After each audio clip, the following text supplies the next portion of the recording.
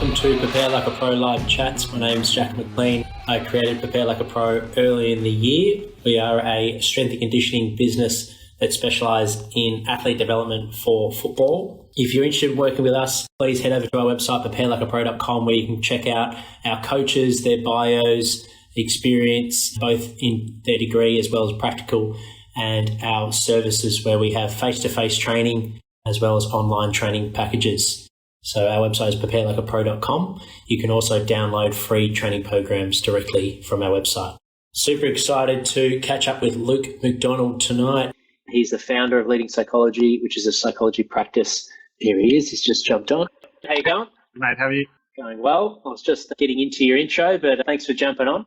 Looking forward to the chat. While people jump on, I'll just quickly go through your intro about your practice and what you've been doing over a couple of years, and then we'll get cracking straight into the questions. For those that are joining us, feel free to send Luke a question. We'll go through a Q&A at the end by using the question button that you can see at the bottom of your screen. For those that don't know, Luke McDonald, he's the founder of Leading Psychology. You can head over to his Instagram page where he posts lots of awesome content. It's a psychology practice designed to improve the mental health of individuals and the performance of athletes, and it's located in Scoresby, Victoria. He started working as a psychologist in 2016 at the department. Luke is currently working at the Boxhill Hawks. This is where I met him, where he's the club psychologist and has a passion for helping athletes improving their mental game. So we'll jump straight into it, mate. Take us back to the beginning. At what age did you realise that a career in psychology was something that you had a passion for? Yeah, well, thanks first of all for having me on. I think it's a good opportunity to touch base. First of all, I haven't seen you in a while, so it's good to see you and talk about the mental side of the game. But I sort of think it goes back to when I was 18, at the end of year 12, where you have to make a decision of where you want to go in terms of uni. And I was thinking two of my passions were sport and psychology, so I sort of thought the best thing to do would be to combine both and go down that path. So I started studying. I completed an undergraduate degree in sports science and psychology, so I got that done. Went to my fourth year, finished that. So after your fourth year, what you do is you just decide which master's course you want to get into. So for me, I was thinking I'd go down that sports psychology path for a master's course.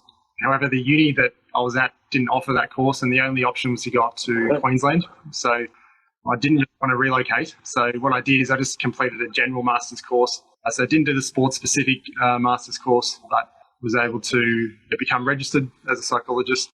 And then from there, I just started working. I think you covered it off in the intro that I missed out on because it was lagging, but I think you talked about I worked with offenders at the Department of Justice. And then from there, I slowly came back to sport while still working in private practice as well, working with people facing sort of general mental health challenges, depression, anxiety, addictions, relationship problems. Yeah, but sport's very much a passion of mine.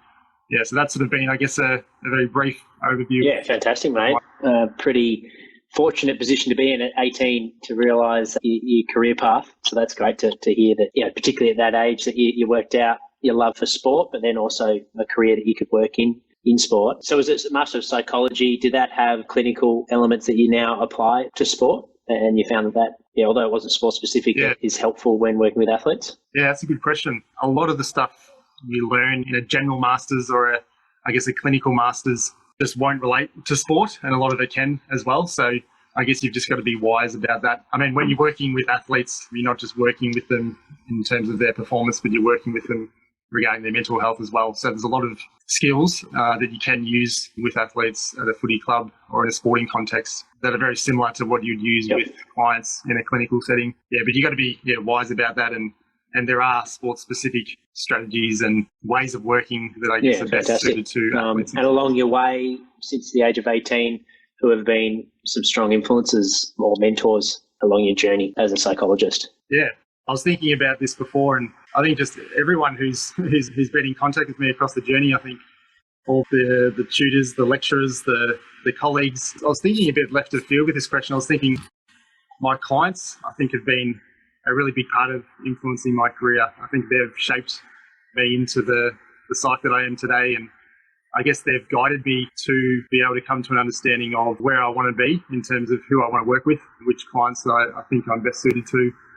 So in terms of answering that question, who's influenced me, I think obviously family, colleagues, and clients have been a big part of that. And ultimately, they've given me that experience as well that I need to develop my skills and improve in the way that I work with people. So yeah, also clients that's cool insight into. Yeah, there's a lot to learn from each other in any engaging sort of conversation, isn't it? But particularly that client teacher or client counsellor, whatever the relationship might be, if both parties are learning, then you're probably going to get a good connection out of it. And like you said, you understand now the client that you work best with. Is that something that you can tell from the first session? Are you starting to just get referrals of similar cases that you sort of know that to work with, or is it more to do with how the person is that is a good client for you to work with? Yeah, that's a good question. I think over time, over the years, you kind of find that there's certain presenting problems or there's certain type of clients, so in terms of maybe their age, gender, just certain presentations of clients that you come into contact with that are best suited to you and ones that you just prefer and others that you don't prefer. And so for me at the moment, it is, athletes are one of those groups of clients who I like working with. One of the ones who I maybe don't like working with as much would be younger clients, so maybe under 10, I maybe stay away from them. But that's just been through experience and through having that opportunity to work with them and then finding out that maybe other clients are best suited. So it's a little bit of a trial and error process, but through experience and over time, you can kind of for sure. Just narrow that from down. A psychology point of view, someone that lived in Victoria this year in Melbourne, how do you feel the year in your lens? How do you feel that the year has gone for Melburnians? It's obviously been a different one, but for the athlete, but also just for the general people, family and friends. How do you think that we're tackling it? How do you think people are now that we're coming out of this second wave, we're integrating back to normality? How do you sort of see things going for 2021 from a psychology point of view for people's mental health? Yeah, I think first of all, from an athlete's perspective, I think because there hasn't been the option to play sport, I think for a lot of people it is that outlet that they like to go to, I guess, give them balance in life and help them to cope with stresses they might be experiencing. So the fact that that's been taken away for the majority of 2020, it's been a real challenge. And I guess it's something that we can't control. As we've probably heard many times, we can't control what's going on externally. And so that's been tough, just experiencing or listening to people talk about that and the challenges of not being able to play sport or engage in hobbies that they usually would. I think just generally speaking with COVID, there's just been so much uncertainty, which breeds a lot of anxiety, not knowing the future and what it looks like. I mean, coming out of COVID now, going into next year, I think it's just that adjustment. I think I've spoken to a couple of people personally and professionally when they talk about just interacting socially now can be a bit of a challenge, being surrounded by a lot of different people. So I think going through these challenging periods is a challenge, but it is, I think, something that builds resilience and it gives people an opportunity to support each other through the challenges they're facing. And I think when you look at it from the perspective of it does build resilience, I think you can see it as something to be almost thankful for, and that we can have this opportunity to go through something not easy, lean on each other and get through it, and then be stronger because of it. So I think it's actually... that's a good insight. It's particularly to hear it from a professional as well, how to approach it from a mindset point of view. I mean, it's something that I've noticed. I don't know if it's because it's creeping up to Christmas, but I was expecting a lot of gyms and yoga studios and everything just to be pumping. And speaking to people that are still working online, apparently the online world has taken a hit. But then speaking to gym owners and yoga studio owners, that it's not like the classes are back to normality yet. So it just makes me think, I wonder how people are going. Has habits changed due to 5-6 months where you're out of routine? And it's like you said, the social element of it might be a bit overwhelming, or maybe people are less likely, a bit more staying at home, lazy, might use that word, or whatever it might be. But it seems to be, from my perspective, that not everyone's just going, okay, we're open now, we're just going to go straight back. It seems like it's a bit of a process for the majority, that is, in terms of a numbers game. But like it might also be that the fact it's coming up to Christmas time and people want to be in restaurants rather than videos, which is fair enough too. What about with developing footballers, mate? What's a real focus, or you might call it a pillar for yourself? But if you're working with a new developing footballer at Boxhill, what's the focus for you in that circumstance? Yeah, a couple of key things that stand out. I mean, initially when you work with any athlete is just that the buy-in that you need as a psychologist. You need to get that understanding that the player, the athlete that you're working with really is invested in the process and sees it as important as well, sees it as something that is worthwhile, and they need to be open-minded to it. They need to be wanting to take part in it. I think if someone is closed-minded to it, it sort of defeats the purpose of doing any work with the athlete. So getting that buy-in is important, and that involves talking about professional athletes that utilise sports psychologists or implement mental skills training as part of their preparation for performance. Other things could be, often I like to ask a question around in terms of how much of performance is made up of the physical aspects and how much is made up of the mental aspects. And if you put it in terms of a percentage, often it is maybe a 50-50, or they might even sway it in favour of the mental side. And then you might ask them, well, how much time are you investing in the physical as opposed to the mental? And a lot of the times it is skewed heavily towards the physical side. So you can challenge them on that and say, if you think it is 50-50 or a lot of it is the mental, then what can we do to invest in that side and make you, I guess, more mentally prepared for performance? And a lot of it comes down to the coaches as well. So in terms of selling them that idea that investing in this part of performance and preparation is an important thing. But other things to focus on that I see as pretty important with developing young players in particular would be talking around identity, because I think particularly for young people when they are around that teenage age bracket or into their early 20s, they're still trying to develop a sense of identity, who they are in the world. And a lot of times, particularly at the more elite level, growing up, they've been the top footy player at their school, and it can become a real part of their identity. Like, I'm the footy guy, or I'm that person who's going to play AFL. And I think just having a little conversation around identity is important. And I think if something is so closely linked to a person's identity, then there often is pressure attached to that, and they can sort of often put all their eggs in one basket. Having a conversation around that identity piece is pretty important. And then there's the mental skills training side of things as well. So mindfulness and imagery is really important. I think developing confidence in young players is really probably a key thing. I think if there's maybe one thing to work on most, it would probably be confidence, instilling confidence in younger players and using those skills through the mindfulness or through imagery to build their confidence. So I think those are probably a couple of key points, probably specific to and younger players. Do they sort of overlap, like your identity, having an understanding of your identity helps with your confidence? Does it work that way, or are they more isolated things to work on? Yeah. I mean, they could link. I see them at the moment as separate sort of things. I mean, but when you're working with an athlete, ultimately they're a person first, then athlete. So I guess you can't separate any two things. They're always going to be linked in some way.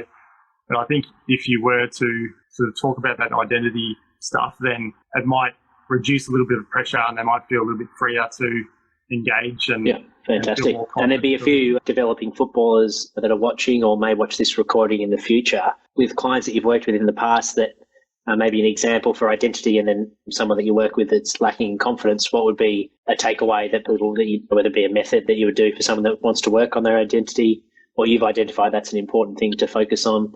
And equally with the confidence side of things, someone that wants to work on building their confidence, or maybe consistency of confidence for match day performance? Yeah, that's a good question. I think for the identity stuff, it would be more around keeping a good balance in their life. So they're not, like I said, putting all the eggs in one basket. It's not the be all and end all if they have a bad performance, they don't perform to the level they want to. So having other things in their life that are important and other things that, I guess, make up that pie of what is their identity. So that can be study, uni, other hobbies, other interests, other sports, engaging with family, friends. So just keeping that balance so that the footy aspect of their life isn't just all day, every day, 24/7. And I've got to take into account individual differences to that as well, because what might work for one person might be very different for another. But I don't see too many times where being consumed by footy is a really good thing. Often it can be a pretty sort of tiring kind of thing and can lead to potential burnout. So just keeping balance. I know it's really basic, but it is really, I think, important. And in terms of confidence, I think one thing I like is imagery. So what I like to do is, get an athlete to imagine themselves in different scenarios. So it might be scenarios that they've actually been in the past, or it could be scenarios that they could imagine themselves to be in the future. And it's about getting them in that place. So getting them in that place where they are in that situation, and kind of building their resilience, helping them to be more robust in how they can handle those situations. So, for example, imagine yourself in a situation where you've just made a mistake, and how are you going to respond in that situation? Are you going to be in your head for the next minute and not thinking about the next play or the next contest? So it's just training your mind to respond to certain situations, so that when you are in that situation in the future, you've kind of been there and done that already through the training, So that's one way, and to work on that confidence piece is just to practice mindfulness as well, to stay in the moment. I mean, when you're in that moment, I guess it limits the opportunity to be elsewhere, to be dwelling on the past, thinking about mistakes you've made. So I guess having that prompt or having that cue as much as you can throughout a training session, throughout a game, where you bring yourself back to the present moment and attending to what you need to at any given moment. So those are maybe a couple of little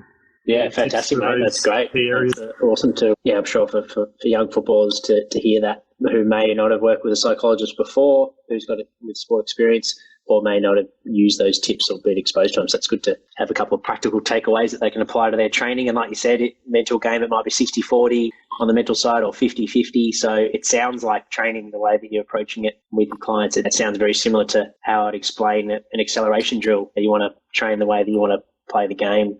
So you can see that transferring to performance makes a lot of sense. You've got to have that mindset and practice these things. So thank you for that. And we'll wrap it up. What are you excited about for 2021? Well, for next year, I'm pretty excited just to see the boys play again at Boxhill. Obviously missing out has been disappointing, but other than that, probably from my perspective, just the opportunity to implement some different ideas that I have in working with some of the players individually and working with the club as a whole. That's something that I'm looking forward to, having the opportunity to contribute and help the club. So something that I'm looking forward to, and seeing how the players perform, particularly under the new coach as well, and the new coaching group we have there. It'll be interesting to see how that plays out. But that's fantastic, mate. Well, thanks for jumping on and sharing your knowledge and experiences.